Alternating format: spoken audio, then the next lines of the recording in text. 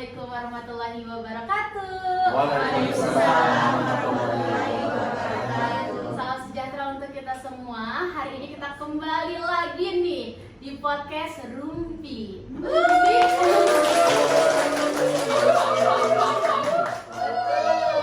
Ruang Manajemen Pendidikan Islam. Berarti kita sudah episode keberapa nih? Kedua dong, episode kedua ya. Kedua, betul nggak ya? Oke, ini terpampang jelas ya wajah-wajah cute kita. Nah, ini ada saya sendiri, Mara Indah, dan partner saya Amira Kasim. dan dosen tercinta. Terhits, yaitu Dr. Dedi Sulaiman M.Hum. Oke, yeay. Nah, jadi kita agak ini ya flashback nih Pak sebenarnya gitu. Kan ini sekarang lagi pergantian kurikulum ya. Oh iya. Kurikulum Merdeka. Betul. Sebenarnya dari tahun lalu gitu ya. Iya. Jadi apa sih dasar kenapa kurikulum Merdeka itu dipilih sebagai pengganti kurikulum 13 nih Pak? Ya, yang namanya kurikulum itu tetap ya bagi sekolah kita yang menjalankan kurikulum, sedangkan kurikulum itu tetap harus menjawab tantangan zaman. Jadi mungkin bagi kita guru yang enaknya udahlah segini selamanya aja lah gitu, kapan nggak bisa karena teknologi berganti, kebutuhan pasar itu berganti. Dan kita sekolah harus merespon itu. Jadi bagaimanapun kurikulum kalau di perguruan tinggi itu satu semester itu tetap direview, kadang 1 tahun. Pergantian itu seperti teknologi ya dari Google ke AI itu perubahannya itu per hari. Kalau kurikulum itu diganti per tahun itu terlalu lama. Ya, jadi kita memang harus responsif, kita di sebagian banyak guru, kita di perguruan tinggi harus responsif dengan pangsa pasar. Karena yang saya sampaikan bahwa didiklah anak sesuai zaman. Zaman itu zaman ketika mereka lulus itu yang harus kita persiapkan. Kalau kita mendidiknya zaman sekarang, ketika mereka lulus 3 tahun lagi, apa yang kita ajarkan sudah tidak berlaku sebetulnya. Nah makanya bagi para guru, kepala sekolah, wakase, kita wajib membaca masa depan. Anak-anak itu lulus beberapa tahun ke depan, kita siapkan skill zaman sekarang. Tidak mengajarkan skill zaman sekarang, ya itu nanti ketinggalan zaman. Sehingga memang harus selalu responsif dengan dunia luar. Betul, berarti intinya harus kurikulum itu harus adaptif ya Pak Harus dengan adaptif, zaman ya. sekarang. Nah, itu alasan yang pergantian kurikulum ya, terutama ada dari COVID-19 Oh, iya. itu. Nah, kita sangkut pautin ke situ nih karena penelitiannya kebetulan setelah zaman COVID Pak. Oke. Nah, kita bacakan dulu ya abstraknya. Oke. Oh, judulnya dulu. Iya. Dulu ya. Judul penulis dari mana? Terlalu semangat. Kalau semangat ingin membahas langsung kepada topiknya gitu ya. Sampai judulnya sendiri tidak tahu. Okay, so this one is leadership role of Madrasah Aliyah had in improving the quality of education. Ya, apa sih artinya? Ini ada ya, peran kepala sekolah Madrasah Aliyah dalam meningkatkan pendidikan. Ini penulisnya ada 4 ya, jadi nggak sendiri. Ada yang pertama adalah Salim, yang kedua adalah Zuardi, yang ketiga Mutiara Ritongga, yang ketiganya ada Rika. yang keempat. Oh sorry. Ya. Yang keempatnya ada Rika Widya Stuti. Oke, Rica atau Rika ya? Kalau Kalau rasanya Rica. Ya? kalau orang Sunda sebutnya Rica, cuman kalau mungkin penulisnya agak bahasa Inggris, kita membacanya Rika saja. Oke. Mohon maaf kalau penulis aslinya nanti nama gitu ya. Kami membacanya Rika atau Rica. Mohon maaf kalau ada salah penyebutan nama gitu ya. Oke. Nah, abstrak ya. Oh iya Pak, sebelum ke abstrak ini ya, sebenarnya kita sekarang dress code-nya itu samaan loh. Iya. Ada hijau, ada apa ini? Mustard ya? Juga, ya. Iya, hijau. Hijau apa ya? Gitu. Yang ada aja gitu. Hijau gitu. Sebenarnya menyamakan gitu ya dengan latar ini Oh, gitu. iya. Jadi sebenarnya ada arti warna hijau gitu Pak. Ada apa nggak nih? Ya, kalau hijau itu banyak, termasuk kita presentasi. Kalau zaman dulu itu masih pakai OHP, Ibu kalau tahu di OHP ya ditulis dulu. Kemudian sekarang kan harus go green. Oh, Ya, green. green itu harus dengan paperless ya. Ya. Kita presentasi membuat makalah itu tanpa makalah kertas tapi go green. Ya, go green. Oke. Penelitian ini bertujuan untuk meneliti peran kepemimpinan kepala madrasah aliyah dalam meningkatkan mutu pendidikan. Penelitian studi kasus fenologi digunakan sebagai metode penelitian. Dua orang dijadikan informan penelitian di Madrasah Aliyah Insan Kesuma Madani. Wawancara dipilih sebagai alat dalam pengumpulan data seputar peran kepala madrasah. Hasil penelitian menyoroti kepala madrasah aliyah sebagai pemimpin, mekanisme pengambilan keputusan, dan peningkatan mutu pendidikan Islam. Relate ya Pak ini dengan sekolahnya, karena ini madrasah aliyah ya. Jadi makanya ada mutu pendidikan Islamnya. Gitu. Sampai kita nih jurusan kita Pak. Iya betul, dan masih relate juga dengan paper kemarin kita tentang leadership. Banyak ya yang memang kita kaji karena kita sudah di pasca sarjana. Memang yang tidak ada kuliahnya seperti kemarin ya, kita mau jadi berbagai wakasek, kemudian kepala sekolah, ada yayasan. Mungkin ibu bapak yang suatu saat kerja di dinas pendidikan, modis kurikulum kan tidak ada jurusannya itu gitu. Jadi harus selalu adaptif, dan ini kita bicara leadership. Baguslah bicara leadership. Yang pertama saya suka tentang leadership. Yang kedua memang kita harus meningkatkan mutu dalam hal ini. Kebanyakan di Indonesia mungkin ya tentang leadership yang saya harus garis bawahi, banyak orang yang tidak mau sebetulnya jadi pemimpin. Kenapa? Karena cari aman. Kalau jadi pemimpin itu dia ada di decision making, dia harus menjadi decision maker, dan mau tidak mau itu ada pro kontra. Kita harus siap. Ibu bapak yang sudah keilmuan DS1 secara konten sudah tahu, kemudian nanti akan mengurus sekolah seperti ini gitu, tetapi ibu bapak harus take your risk, jadi ambil resiko bahwa akan ada yang tidak setuju, ya nggak apa-apa.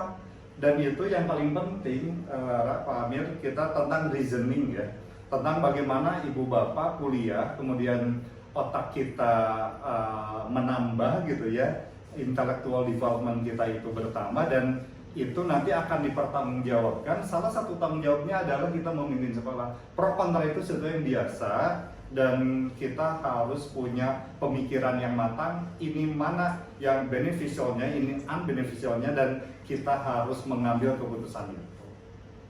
Ya. Oke. Kita lanjut lagi ya. Tiga data penelitian tersebut dibahas dalam pembahasan ya. Jadi langsung pembahasan kita membahas yang tadi tuh yang di garis kuning itu ya. Nah, dalam pembahasan ini kompetensi kepemimpinan kepala sekolah berkaitan erat dengan peningkatan mutu pendidikan Islam. Nah, ini pendahuluannya ya. Kalau dilihat-lihat ada lockdown. Ya. Ini ada Inggrisnya Pak, lockdown gitu ya. Ya, kalau ini sama ya, didasari karena COVID itu ya. Jadi, nah, lalu ada dampak nih, dampak COVID-19. Dampaknya apa sih? Dampaknya guru harus mengerti gitu TIK ya Pak, Zoom-an ya, yang hacker-hacker Zoom itu yang lagi rame waktu itu Pak. Rame waktu itu ya. Dan itu guru yang sudah kelahiran tahun berapa puluhan, ya dia harus mengerti teknologi pada saat itu. Mengerti pada saat itu. Sekarang sudah kembali lagi, tetap harus ngerti nggak? Iya, tetap harus mengerti. Makanya ini perkembangan zaman juga. Karena sudah dipakai, kadang-kadang kita harus pakai. Iya, betul. Malah lebih berkembang ya, selain dari Zoom sekarang ada Skype, ada yang lain-lainnya gitu ya. Nah, jadi dampak COVID-19 ini bukan hanya dari sektor pendidikan saja sebenarnya ya. Dari segala aspek itu ada dampaknya. Cuman kita lebih spesifikkan nih pada pendidikan gitu ya Pak. Nah, ini tadi peran kepemimpinan kepala madrasah yang tadi dibahas ada 3 itu. Yang pertama adalah pemimpin ya. Jadi kepemimpinan kepala madrasah ini harus memimpin dengan visi yang jelas. Betul ya Pak? Betul Pak? Betul. Ya. Lalu yang kedua adalah pengembangan profesional staff ya, yaitu guru atau karyawan ya gitu ya, bukar pokoknya mah. Nah, yang ketiga menciptakan lingkungan belajar yang positif ya. Jadi memang meskipun itu online Zoom gitu ya, tapi memang harus kreatif. Kira-kira nih biar anak-anak senang tuh apa? Makanya ada Kahoot ya Pak, ada Quizzes gitu. Nah itu tuh sengaja gitu dibuat agar seru gitu, vibes kelasnya tuh gitu ya Pak. Nah lalu katanya bener nggak sih Pak kalau kepala sekolah itu harus pintar berbicara? Wajib. Sebetulnya itu dalam hal undang-undang guru dan dosen itu ada salah satu elemen komunikasi ya yang mungkin tidak banyak dikaji, padahal itu menjadi elemen sebetulnya. Bagaimana komunikasi itu ada dengan berbagai strategi, dengan kata lain. Kalau misalnya kita menyampaikan terus para peserta didik nggak paham, kan kita harus menggunakan kata lain. Tidak paham juga dengan kata lain, harus seperti itu, dan itu keterampilan komunikasi. Kalau misalnya secara konten kita punya alat, ada PPL misalnya ya, ada pengembangan berbagai hal, tetapi komunikasi ini menjadi hal yang paling utama dan memang harus banyak ngomong. Jadi kepala sekolah mau tidak mau, ibu bapak ya harus cerewet, karena kalau tidak ya susah berkembangnya lah. Susah berkembangnya. Jadi skill atau keterampilan komunikasi itu wajib dimiliki. Ya wajib menjadi hal yang utama, karena jadi kepala sekolah. Kalau jadi guru aja mungkin ya komunikasi sedikit. Kepala sekolah itu ya wajib, karena dia bawahnya banyak. Ya guru secara langsung, ya wakaseknya, ya peserta didik, dan kemudian tekniknya itu harus bersatu. Makanya tadi visi yang jelas. Kalau tidak mengerjakan visi ya sulit, karena itu adalah pekerjaan pimpinan. Mungkin kalau nanti kurang komunikasi, nanti ada miskom gitu ya antara pendidik dan kepala sekolah, dan tentunya itu menjadikan mungkin kemajuan dari sekolahnya bisa saja tidak semakin berkembang pesat karena komunikasi gitu. Orang berkomunikasi saja bisa miskomunikasi, gimana kalau kurang berkomunikasi? Komunikasi itu penting dalam satu hubungan.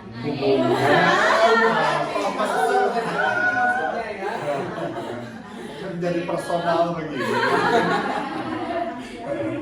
Lalu yang kedua adalah mekanisme pengambilan keputusan yang termentionnya di awal ya Pak. Nah itu memang sangat penting ya Pak. Bagaimana kalau misalnya mengambil keputusan itu harus relevan dengan data yang ada gitu ya Pak. Dengan kebutuhan di sekolah gitu, dan para pemangku yang ada di sekolah juga harus tahu nih ya, misalnya transparansi mungkin ya Pak. Bagaimana kepala sekolah itu mengambil keputusan gitu. Ya, itu dalam mata kuliahnya mungkin nanti ibu bapak semester sekian ada decision making, ada leadership, karena itu penting dalam pengambilan keputusan. Ibu bapak tahu konsiderasi, kemudian ada kalau ibu bapak dan kepala sekolah ada wakaseknya, ada siapa, itu tolong dengarkan, kemudian nanti itu bagian dari konsiderasi sebelum memutuskan. Ibu bapak yang kuliah sekarang di manajemen pendidikan Islam, kalau ada beberapa training atau beasiswa tentang leadership itu tersendiri. Saya baru kemarin 2023-2024, jadi dapat pelatihan itu 1 tahun, dan itu beasiswa 1 tahun leadership doang. Mata kuliahnya banyak, bagaimana cara mengambil keputusan, mempertimbangkan pertimbangan orang, dan memang yang menjadi berat pimpinan itu adalah membaca masa depan dan tidak banyak disepakati oleh orang-orang yang sekarang. Karena kalau pimpinan itu kan membacanya itu 5 tahun, 10 tahun. Ya bisa katakan Rasulullah ketika bersabda itu akan datang suatu zaman di mana itu kan ratus tahun, seperti Al-Ghazali ketika menulis kitab dipakai 200 tahun itu masih kepake gitu ya. Kalau kita nulis artikel udah 2 tahun mungkin udah 5 tahun, tapi mereka itu pikirannya panjang. Kita bagian dari pasca sarjana, yang paling penting bagi kita adalah buah-buah pikirannya ya. Yang itu nanti ketika ibu bapak jadi kepala sekolah itu, oh ya ini anak S2, kelihatan pikirannya gitu, bahwa pertimbangan berbagai hal itu harus kita jadikan konsiderasi sebelum kita memutuskan sesuatu. Itu yang paling menantang dan harus bisa. Seperti tadi ya, pandemi, misalnya kalau ibu bapak suatu saat jadi kepala sekolah ada masalah yang itu skalanya itu internasional atau nasional, dan harus memutuskan bagaimana ya, dulu saya tidak mendapatkan mata kuliah ini gitu, tapi kan harus tahu, harus memutuskan sesuatu, kumpulkan wakil kepala sekolah, kumpulkan yang stakeholdersnya gitu ya, kemudian ini saya harus memutuskan ini, dan ibu bapak harus memutuskan gitu Pak. Mantap. Teringat ceramah dari Kiai Haji Zainuddin MZ juga tentang dimensi waktu gitu ya. Orang yang terbaik itu kan waktu itu ada 3 ya, ada masa lampau, masa sekarang, dan masa yang akan datang. Orang yang terbaik itu kan bisa menjadikan waktu belakangnya, waktu masa lalunya menjadikan pelajaran masa kini dan mempersiapkannya untuk masa depan. Makanya salah satunya tadi di COVID ini, berarti itu kan pembelajaran masa lalu yang kita bisa jadikan masa sekarang untuk berkembang teknologi kita. Untuk selanjutnya nanti di masa depan bagaimana kita mempertahankan itu atau mengembangkan lagi IT kita gitu di masa yang akan datang. Ya, betul. Ya. Dan terkait dengan hal itu Pak Amir ya, ini kembali dengan budaya kita di timur. Kebanyakan kita tentang keberhasilan hidup pasti sih berpikirnya, duh Pak gimana ya, padahal saya kan keluarga begini, Pak gimana ya masyarakat saya begini, itu kembali dan pikiran-pikiran budaya timur Pak Amir. Itu kembali misalnya selalu melihat masa belakang untuk menjadikan alasan masa depan. Padahal kita itu diciptakan oleh Allah itu mata dua dan di depan. Yang pertama itu dua gitu ya. Padahal dengan satu juga bisa melihat, satu juga bisa melihat, tapi diciptakan dua dan di depan. Berarti kita itu harus banyak melihat masa depan daripada masa belakang. Belakang itu kalau kita tahu di motor mobil itu spion itu selalu kecil ya. Dan kalau kecil kita harus melihatnya tuh sesekali aja di belakang bagaimana. Tapi kalau mobil kaca depan itu lebih besar, jadi kita harus banyak melihat masa depan. Ibu bapak sebagai pemimpin harus selalu melihatnya itu masa depan. Karena Al-Ghazali lagi bilang hal yang paling jauh adalah masa belakang. Al-Ghazali bilang bahwa yang terjauh dari kita adalah masa lalu. Kenapa masa lalu? Karena nggak bisa diubah, jauh banget gitu dengan kita. Apa hal yang terdekat? Kematian. Ya, jadi Al-Ghazali itu kenapa kita ada di sini saling mengingatkan tentang ilmu. Kita ada di sini majelis ilmu, majelis kan pada duduk ya, jalasa. Majelis kita duduk karena ilmu ya udah lillahi ta'ala. Karena teman yang baik itu adalah Rasulullah bersabda orang mengingatkan kematian.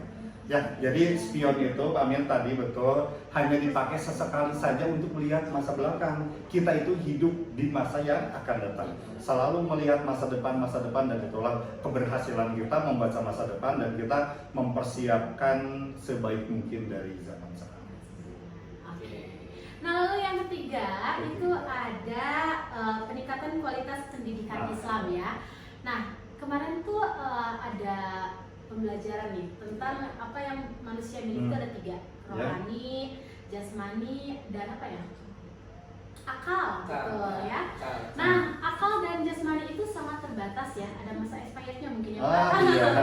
Nah, Pak, aduh berarti ada masa expirednya Pak. Ada. Nah, sedangkan rohani itu tidak gitu. Nah, ini sejalan dengan yaitu pendidikan mutu Islam ya. Jadi ingin menyatukan kecerdasan secara intelektual, tapi tetap kuat spirit gitu ya. Secara jasmani dan rohani. Iya betul. Dan tetap memiliki akhlak yang mulia, iya, down to earth ya Pak istilahnya betul. Gitu. Yang antara rohani dan akal karena itu yang metafisik ya, itu yang gaib. Karena itu gaib, jadi memang sebetulnya everlasting ya.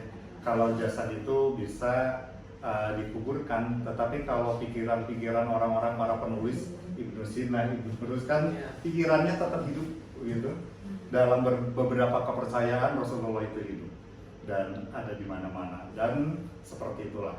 Karena ruhani itu seperti itu. Jadi ibu bapak ikatlah ilmu dengan menulis, karena kalau ibu bapak tulisannya dibaca, dikutip, ibu bapak itu hidup. Coba orang-orang para kiai di pesantren yang membaca kitab-kitab dengan para penulis kitab itu kan hidup sebetulnya, dia itu ada karena kutipannya itu setiap harinya itu selalu ada. Itu rohani, itu akal yang ada pada tulisan itu kan seperti itu. Kan Rasulullah juga pernah bersabda bahwa orang yang ada di zaman kita itu adalah orang yang meyakini gitu ya, kata Rasulullah ya, dengan sunah-sunahnya, dengan hadis-hadisnya itu tentang kehidupan gitu lah. Jadi ruhani dan akal itu memang ada, hidup dan terus ada. Jasad bisa dikuburkan, tapi pikiran-pikiran itu nggak bisa. Ibu bapak yang menulis berbagai artikel atau apa kan sebetulnya mengutip-ngutip seakan orang itu ada dan kita kutip seolah memang ada pikirannya dan kita putih. Begitu. Padahal kita nggak tahu ada atau tidak. Iya, nggak tahu ada tidaknya, Iya. tapi kan diikuti, selalu diikuti. Berarti itulah maksudnya tentang kehidupan, tentang everlasting, forever. Oke, lalu ada faktor pendukung dan solusi inovatif ini sangat berkaitan ya. Jadi saat zaman itu, gimana nih caranya biar pas COVID-19 tetap ada tetap Ada pembelajaran. ya, pembelajaran yang apa ya? Pak? Yang solutif juga. Iya, yang solutif gitu. Solutif bukan itu ya solutif. Bukan solutif. Solutif ya. Lalu ada hasil yang diharapkan nih. Jadi hasil yang diharapkan itu apakah bisa nih peserta didik itu menguasai kompetensi kognitif, efektif dan psikomotor secara terintegritas ya. Jadi harus ada itu semua gitu ya. Oke, lanjut. Nah, ini ada ayat Al-Qur'an tentang leadership. Oke. Oh iya, saya baca ya tentang ini. Mau dibacain boleh? Iya, memang mau dibacakan oleh Pak. Oke. Saya akan membacakan Yes, please. Quran surah Al-Baqarah ya, ayat 30. A'udzu billahi minasy syaithanir rajim. Bismillahirrahmanirrahim.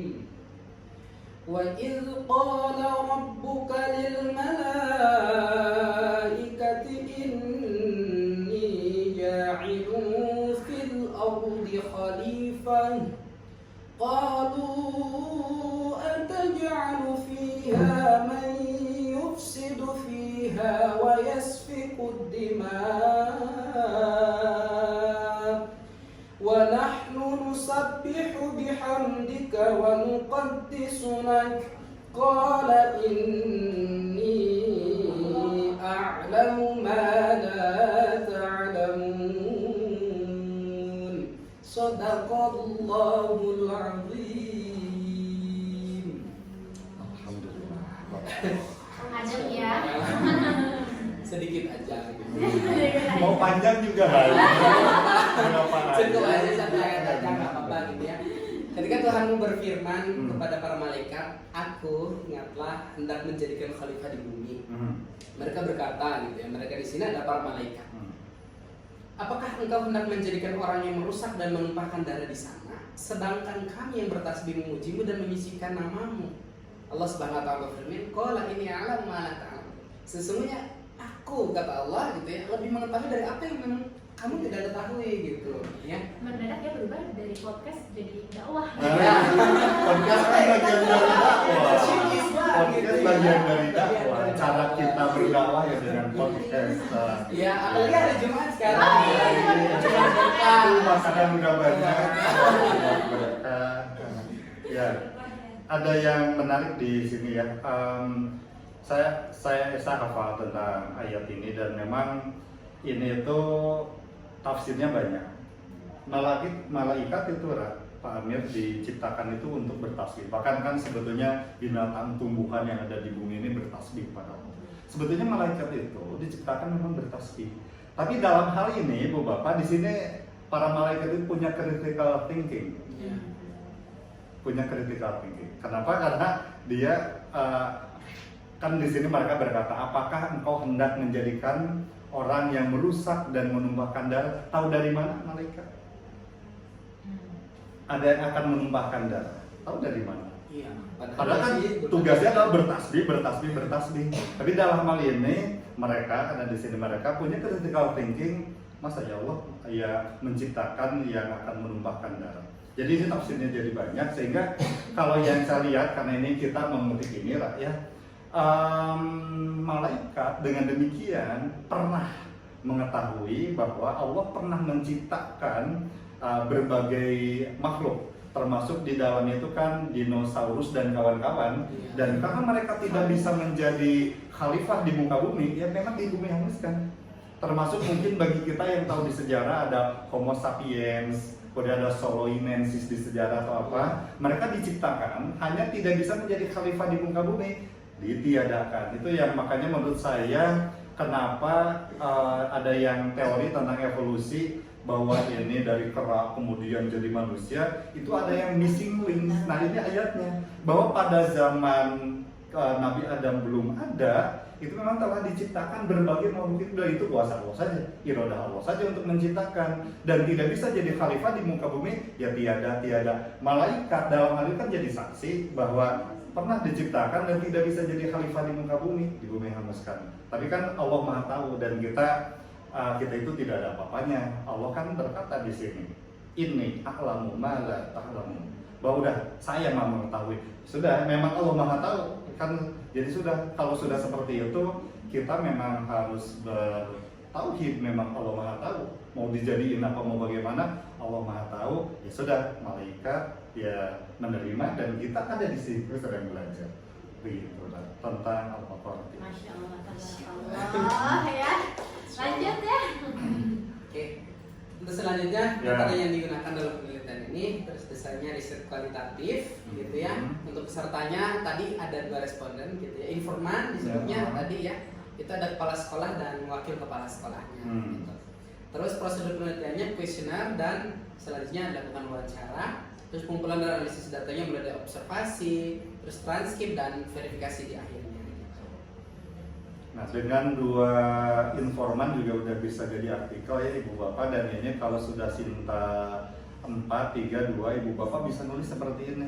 Yang sulit bagi kita adalah mungkin merincikan ya, bahwa kita harus bikin kuesioner, mewawancara bagaimana kepemimpinan, perannya dalam menegakkan visi, menjalankan visi. Bisa jadi artikel terbit loh gitu. Kita harus belajar. Ibu Bapak berarti membaca naskah bahasa Inggris, Ibu Bapak paham, kemudian bisa ya diskusi seperti ini. Karena kalau presentasi itu mungkin sudah membosankan ya, dari S1 presentasi, ada yang nanya enggaknya juga. Udahlah dari presentasi, mau nanya susah, kasihan, mudah, nggak ada fungsinya. Jadi kalau begini kan Ibu Bapak sebetulnya presentasi cuma langsung confirm, karena memang tugas dosen itu lecturing. Lecturing is inspiring, harus yang betul-betul memberikan inspirasi. Ini memang salah satu kesulitan di kita itu memulainya yang susah juga. Memulainya, makanya kita mulai, dan ini sudah pertemuan kedua, lebih baik lagi. Dan kita target berapa sih? 12? Iya, 12. Dan ini udah berapa menit sutradara? Awalnya sudah 27. Kemarin juga 27 ya. Yang ya sebelumnya juga 27. Kita lanjut saja. Lanjut saja. Time to ice breaking. Oke, jadi ini ada viral ya Pak on TikTok. Just give me my money. Jadi nanti kalau misalnya aku bilang gitu, yang lain tepuk tangan. Nanti sampai ke Pak Dedi juga, gitu ya. Jadi nanti dimulai dari aku, lalu Pak Amir, lalu Bapak. Oke. Nanti tinggal tepuk tangan aja. Dicoba dulu ya. Coba dulu ya. Just give me my money. Berarti aman ya, bisa ya? Aman ya, bisa ya.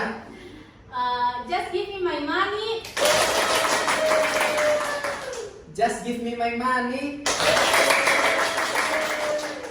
Just give me my money. Which one? Kenapa begitu Pak? Bagian Bapak diam. Apa ya, garing tapi lucu aja gitu. Gimana mengatakan garing tapi lucu? Receh gitu ya Pak. Ya, jadi pada ketawa. Alhamdulillah. Membuat orang senyum juga ibadahnya. Tadi udah ketawa. Oke, terima kasih untuk ice-breaking-nya. Ini kita nggak durhaka kan? Takutnya durhaka ke orang tua kita kan? Orang tua. Yang orang muda. Oke, selanjutnya hasil penelitiannya di sini ada 3. Tentunya tentang kepemimpinan, terus mekanisme pengambilan keputusannya, terus peningkatan kualitas pendidikan Islam. Di sini hasil penelitiannya, kepemimpinan di bahasanya, kalau bahasa kita bahasa itunya adalah leadership, itu meningkat. Kalau perumpamaan bahasanya adalah saling meningkatkan, atau pengambilan keputusannya dilihat dari beberapa disebut dari beberapa sudut pandang juga pandang, gitu, perspektif. Karena seorang pemimpin itu bukan dia memimpin dirinya, ya, tapi tentunya dia memimpin dirinya. Selain itu dia memimpin orang lain. Makanya yang namanya pemimpin itu bukan dia sebagai raja, tetapi dia sebagai pembantu, ya, atau bahasanya dia melayani yang dipimpin gitu. Makanya leadership di sini, kepemimpinan apalagi pada saat COVID di sini, bukan dia memimpin dia seorang pemimpin di sana, tentunya adalah kepala madrasah yang kita sebutnya. Kepala madrasah itu identiknya dengan di Kementerian Agama itu menyebutnya kepala madrasah. Kalau di dinas itu biasanya menyebutnya kepala sekolah. Gitu ya, madrasah itu kan sama saja dengan sekolah. Gitu. Makanya di sini bagaimana dia berusaha semampunya, tentunya semampunya untuk mengelola kepemimpinannya gitu ya, sehingga orang yang dipimpinnya pada saat COVID tadi gitu ya dapat berjalan dengan baik. Tentunya teknik dan tenaga kependidikan dan pendidiknya gitu ya, seluruh guru dan tenaganya lah, karyawan semuanya bekerja dengan baik di sana. Kepemimpinannya sangat dipuji juga gitu. Kalau pemimpinnya dia hanya berdiam diri saja, ya berarti tidak akan berjalan gitu apapun itu. Terus mekanisme pengambilan keputusannya, bagaimana dia mengambil keputusan itu, proses dari si artikel ini ya, proses dari mekanisme pengambilan keputusan ya perlu ada Zoom dengan para guru, terus mulai dari kan sepertinya kalau dulu pas COVID itu ada workshop juga ya, ada workshop, sampai sekarang juga masih ada workshop. Maksudnya workshop itu bukan karena COVID ya, tapi karena ini guru-guru harus bekerja, guru-guru harus tetap mencerdaskan kehidupan bangsa sesuai dengan undang-undang. Maka di sini ya memang tentu perlu mengambil mekanisme keputusan bagaimana sampai dengan ada yang sekolahnya itu di sesi juga ada gitu ya. Terus sekolahnya itu ada yang pembelajar yang menggunakan classroom, terus ada yang menggunakan Zoom. Nah, di sana mekanisme pengambilan keputusannya harus seperti itu. Namun pengambilan keputusan tentunya bukan oleh karyawan saja, tetapi perlu dikomunikasikan dengan orang tua. Gitu ya. Terus untuk peningkatan kualitas pendidikan Islamnya, di mana dia harus pendidikan itu terintegrasi oleh Islam. Gitu. Apapun kegiatannya yang dilakukan, gitu sih. Lanjut. Ini kok jadi kayak kursi panas. Ya, lampunya untuk menerangi yang gelap. Ya, biru gitu. Cuman kok jadi panas gitu, kursi panas gitu ya. Oke, kepribadian sebagai pemimpin, terus ada kepribadian karisma, ada mekanisme pengambilan keputusan itu meningkatkan kualitas pendidikan agama Islam. Di sini ingat seorang, karena kita kalau kaitkan dengan hadis kan itu ada kullukum ra'in wa kullukum mas'ulun an ra'iyati. Ya, setiap orang itu adalah pemimpin dan setiap pemimpin itu akan diminta pertanggungjawaban. Sebenarnya kita jangan bangga juga menjadi seorang pemimpin ya, karena ya kita akan diminta tanggung jawabnya lebih besar lagi gitu, tanggung jawabnya. Kalau diri pribadi ya kita tanggung jawab ke diri pribadi, tapi kalau kita menjadi pemimpin kita bertanggung jawab seluruh elemen yang ada di sekolah tersebut gitu. Ya. Sekarang kesimpulannya, kompetensi kepemimpinan kepala sekolah dan kepala madrasah sangat berperan penting dalam peningkatan kualitas pendidikan agama Islam, khususnya di madrasah Aliyah Insan Kusuma Madani. Kepala sekolah yang memiliki kompetensi kepemimpinan berbasis nilai Islam, kemampuan membuat keputusan yang adil, dan pemahaman yang mendalam terhadap visi misi pendidikan dapat meningkatkan profesionalisme guru-guru pendidikan agama Islam. Langkah-langkah yang diambil seperti induksi bagi guru pemula, partisipasi dalam kegiatan profesional, terus ada peningkatan kompetensi pedagogiknya, terus pelaksanaan kelompok kerja guru, bertujuan untuk menciptakan lulusan berdaya saing global, namun tetap berpegang teguh pada nilai-nilai Islam. Gitu. Nah ini terakhir ternyata sudah thank you saja ya, sedang ke ya karena ini sudah terlalu panas kursinya gitu ya. Tapi ada quotes of the day nih Pak. What's that? Menjadi pemimpin itu seperti mengemudikan mobil. Anda bisa menginjak gas, tetapi jangan lupa untuk memeriksa remnya, gitu ya. Oke. Sekian untuk pertemuan kali ini, episode yang kedua. Jangan lupa ditonton episode satunya, dan jangan lupa untuk episode 3-nya silahkan bersiap-siap juga. Jangan lupa like, comment, and subscribe. Itu saja dari kelompok kita. Wassalamualaikum warahmatullahi wabarakatuh.